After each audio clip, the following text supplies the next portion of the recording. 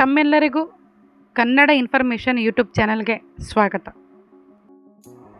ಸರಳವಾಗಿ ಗುಹೆ ದೇವಾಲಯ ಎಂದೇ ಪ್ರಸಿದ್ಧಿಯಾಗಿರುವಂತಹ ಹುಳಿಮಾವು ಶಿವಗುಹೆ ದೇವಾಲಯವು ಬೆಂಗಳೂರಿನ ಬನ್ನರಘಟ್ಟ ರಸ್ತೆಯ BGS ನ್ಯಾಷನಲ್ ಪಬ್ಲಿಕ್ ಸ್ಕೂಲಿಗೆ ಬಹಳ ಹತ್ತಿರದಲ್ಲಿದೆ. ಪ್ರಸ್ತುತವಾಗಿ ಶ್ರೀ ಶ್ರೀ ಬಾಲಗಂಗಾಧರ ಸ್ವಾಮಿ ಮಠವು ಈ ಗುಹಾ ದೇವಾಲಯವನ್ನು ನೋಡಿಕೊಳ್ಳುತ್ತದೆ. ಸಂತರಾದಂತಹ ಶ್ರೀ ರಮಾನಂದ ಸ್ವಾಮೀಜಿಯವರು ಈ ಗುಹೆಯಲ್ಲಿ ಹಲವು ವರ್ಷಗಳ ಕಾಲ ತಪಸ್ಸನ್ನು ಮಾಡಿ ಆ ಗುಹೆಯಲ್ಲಿಯೇ ಮಹಾಸಮಾಧಿಯನ್ನು ಪಡೆಯುತ್ತಾರೆ. ಅವರ ಈ ಸಮಾಧಿಯನ್ನು ನಾವು ಇಂದಿಗೂ ಸಹ ಈ ಗುಹೆಯ ಒಳಗೆ ಕಾಣಬಹುದು. ಈ ಗುಹಾ ದೇವಾಲಯದ ಗರ್ಭಗೃಹದಲ್ಲಿ 3 ಪ್ರಮುಖ ದೇವತೆಗಳನ್ನು ಪ್ರತಿಷ್ಠಾಪಿಸಲಾಗಿದೆ.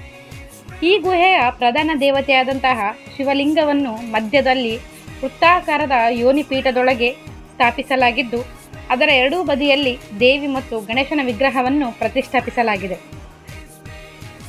ಈ ಗುಹೆಯನ್ನು ಸುಮಾರು 2000ಗಳಷ್ಟು ಹಳೆಯದಾದ ಒಂದೇ ಕಲ್ಲಿನ ಗುಹೆ ಎಂದು ಘೋಷಿಸಲಾಗಿದೆ.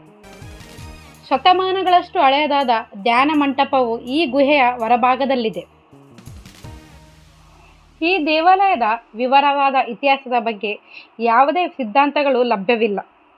ಸುಮಾರು 2000 ವರ್ಷಗಳಿಗಿಂತಲೂ ಹಳೆಯದಾಗಿದೆ ಎಂದು ಸಾಮಾನ್ಯವಾಗಿ ಹೇಳಲಾಗುತ್ತದೆ. ಈ ಗುಹೆಯ ಒಳಗಡೆ ನಾವು ಕೆಲವು ಪ್ರಮುಖ ಆಕರ್ಷಣೆಗಳನ್ನು ಕಾಣಬಹುದು. ತಗ್ಗುಬಂಡೆಯ ಮೇಲ್ಛಾವಣಿ. ಸ್ನೇಹಿತರೆ, ಹೆಸರೇ ಹೇಳುವಂತೆ ದೇವಾಲಯದ ಗುಹೆಯ ಭಾಗವು ಕನಿಷ್ಠ 60 ಅಡಿಗಳಷ್ಟು ದೂರವನ್ನು ವಿಸ್ತರಿಸುತ್ತದೆ. ಈ ಗುಹೆಯು ತಗ್ಗು ಚಾವಣಿಗಳಿಂದ ಸುತ್ತುವರೆದಿದೆ.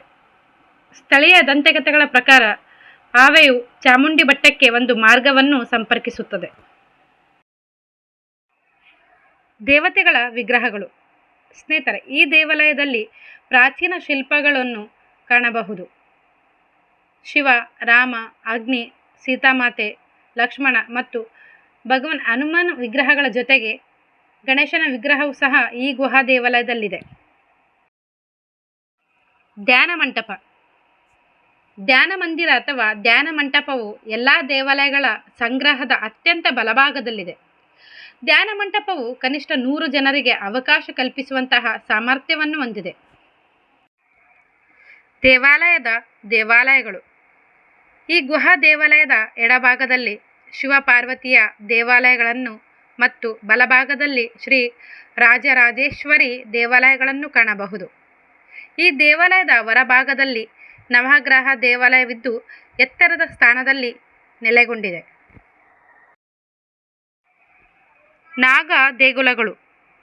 ನಾಗ ದೇವಾಲಯವನ್ನು ದೇವಾಲಯದ ಹೊರಭಾಗದಲ್ಲಿ ಎತ್ತರದ ವೇದಿಕೆಯಲ್ಲಿ ಪ್ರತಿಷ್ಠಾಪಿಸಲಾಗಿದೆ. ದೇವಾಲಯದ ಗೋಪುರ. ಈ ದೇವಾಲಯದ ವಾಸ್ತುಶಿಲ್ಪದ ಮುಂದುವರಿಕೆಯಲ್ಲಿರುವ ದೇವಾಲಯದ ಗೋಪುರವು 6 ಅಡಿ ಎತ್ತರದ ಸಭಾಂಗಣದ ಎತ್ತರದೊಂದಿಗೆ ಬದಲಾಗುತ್ತದೆ. ಪ್ರವೇಶ ವರ್ಣಚಿತ್ರಗಳು. ಈ ದೇವಾಲಯದ ಪ್ರವೇಶ ದ್ವಾರವು ರಾಮಾಯಣದ ವರ್ಣಚಿತ್ರಗಳೊಂದಿಗೆ ರಮಣೀಯವಾಗಿದೆ. ಪ್ರವೇಶ ದ್ವಾರದಿಂದ ದೇವಾಲಯದ ಮಧ್ಯದವರೆಗಿನ ಮಾರ್ಗವು ಮಹಾಕಾವ್ಯದಿಂದ ಕಿರಿದಾದ ಕೆತ್ತನೆಯ ರಚನೆಗಳಿಂದ ಸುತ್ತುವರೆದಿದೆ. ಈ ದೇವಾಲಯದಲ್ಲಿ ಪ್ರತಿ ವರ್ಷ ಶ್ರೀ ಕೋದಂಡರಾಮಸ್ವಾಮಿಯ ಬ್ರಹ್ಮೋತ್ಸವವನ್ನು ಆಚರಿಸಲಾಗುತ್ತದೆ. ಏಕಶಿಲಾ ರಚನೆಯಾದಂತಹ ಈ ಗುಹಾ ದೇವಾಲಯವು ಅಜ್ಞಾತ ಕಾರಣಗಳಿಂದಾಗಿ ಜನಪ್ರಿಯತೆಯನ್ನು ಪಡೆದಿಲ್ಲವೆಂಬುದು ಒಂದು ವಿಪರ್ಯಾಸವೇ ಸರಿ. ಸ್ನೇಹಿತರೆ, ಇದಿಷ್ಟು ಹುಳಿಮಾವು ಶಿವ ಗುಹಾ ದೇವಾಲಯದ ಬಗ್ಗೆ ಒಂದಿಷ್ಟು ಮಾಹಿತಿ. ಈ ವಿಡಿಯೋ ನಿಮಗೆ ಇಷ್ಟ ಆದರೆ ದಯವಿಟ್ಟು ಲೈಕ್ ಮಾಡಿ, ಶೇರ್ ಮಾಡಿ, ಕಮೆಂಟ್ ಮಾಡಿ ಮತ್ತು ನನ್ನ ಯೂಟ್ಯೂಬ್ ಚಾನಲ್ಗೆ ಸಬ್ಸ್ಕ್ರೈಬ್ ಮಾಡೋದನ್ನು ಮರಿಬೇಡಿ.